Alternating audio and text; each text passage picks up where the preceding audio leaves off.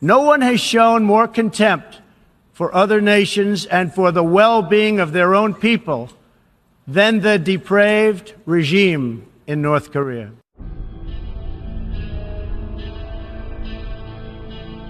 North Korea, with 23 million citizens and a very controlling, totalitarian regime.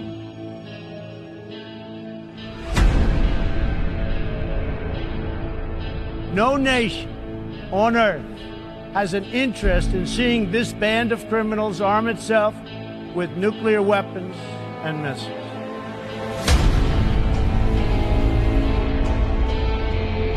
The United States has great strength and patience, but if it is forced to defend itself or its allies, we will have no choice but to totally destroy North Korea.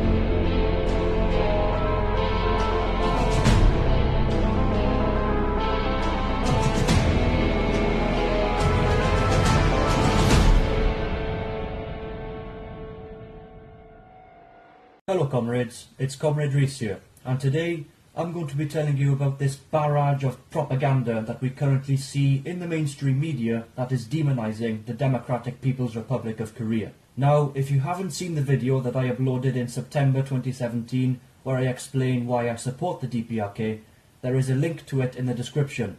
I am also being really generous to the people who originally believed that I was insane for supporting the DPRK, because I have also left links in the description to a few news reports talking about the DPRK, and they are just absolutely ridiculous. So if you want to go and check out those news stories to finally see for yourself that the Western media is full of lying propaganda, then feel free to do so. These stories about the DPRK are ones that a lot of you probably know of, such as the time when North Korea had somehow found a unicorn lair, or when Kim-Jong Il executed his uncle to 120 starving dogs. These news stories are a load of bollocks, and I have also left links to news stories that are truthful too, as they actually debunk the ridiculous ones.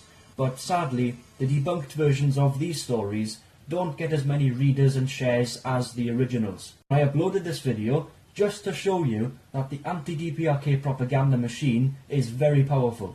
Because when people hear the utter bullshit about the DPRK on the news, they just believe it. They don't even think about questioning it. That's why I've made this video today. So why do we see all of this propaganda about the DPRK? Well, comrades, there are two main reasons for that. Number one, greed. If you want to get famous as a journalist, you have to write that juicy article. You have to get a shit ton of shares and clicks, which can sometimes have a big effect on the quality of the article if you're not careful.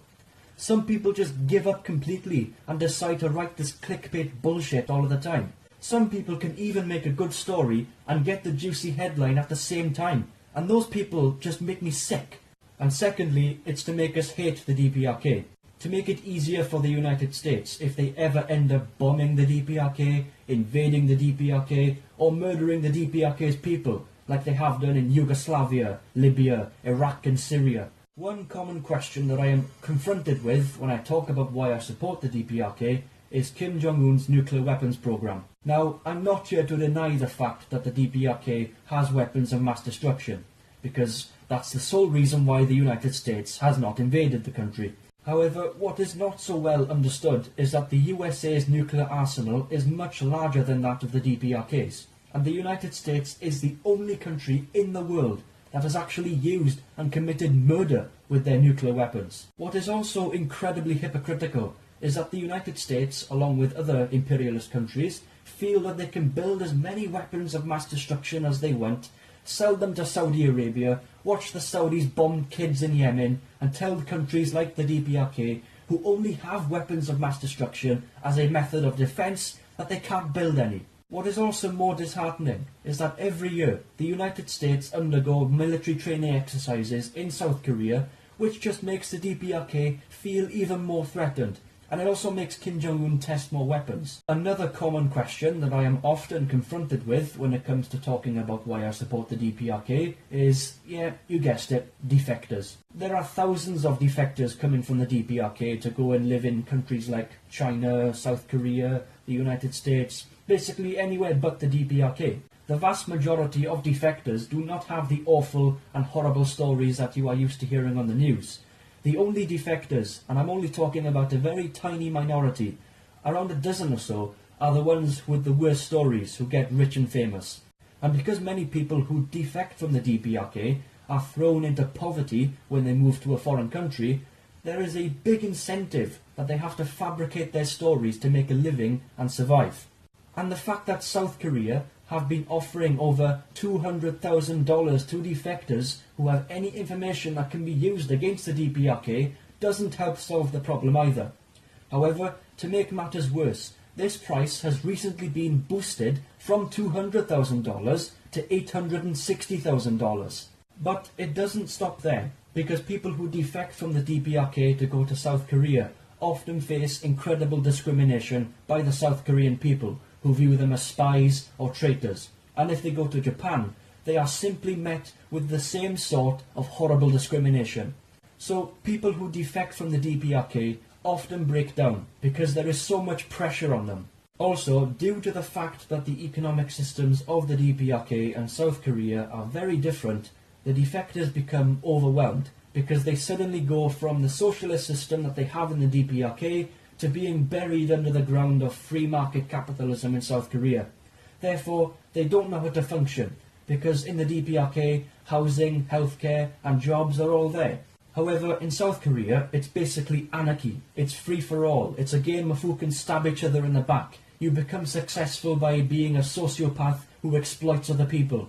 And these North Korean defectors just end up having mental breakdowns, because they can't cope in such a selfish society. They've never been raised to exploit their way to the top, let alone see a homeless person on the sidewalk. And that kind of stuff that we in the West turn a blind eye to does some serious mental damage to defectors from the DPRK. The same thing would happen if you take someone who has lived in the Amazon rainforest for most of their lives and drop them into New York City to see people starving on the streets. And yes, there are starving people on the streets of New York.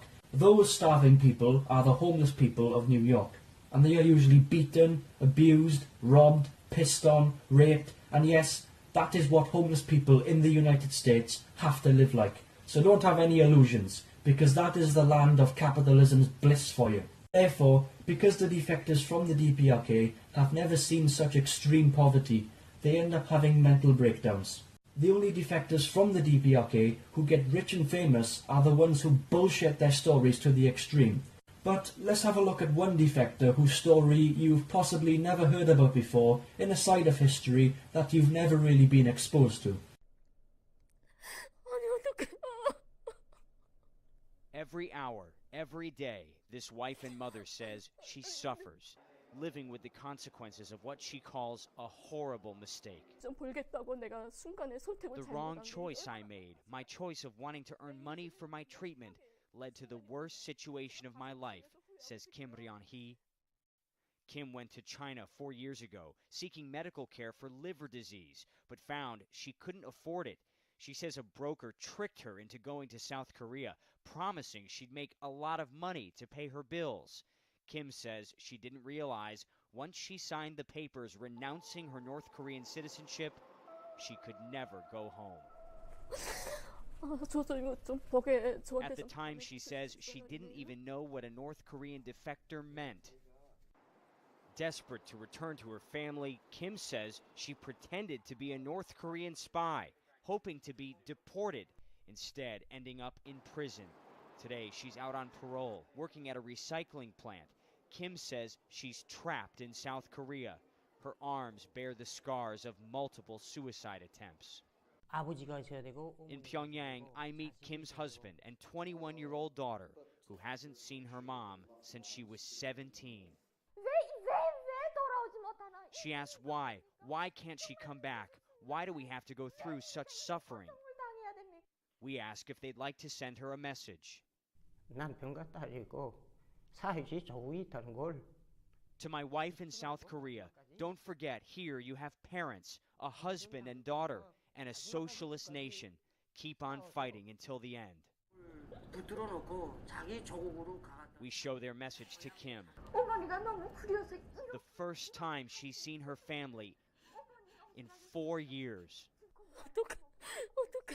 What am I going to do, she says. Kim also asked to send a message, a tearful apology to her family. 안녕하십니까. Hello. We meet once again with Kim's husband and daughter. They promise to relay her message to her aging parents, unsure when or if they'll ever be reunited. So these two chairs right here, please. South Korea's unification ministry says the law does not allow them to bring this family back together. Like so many others on the divided Korean peninsula,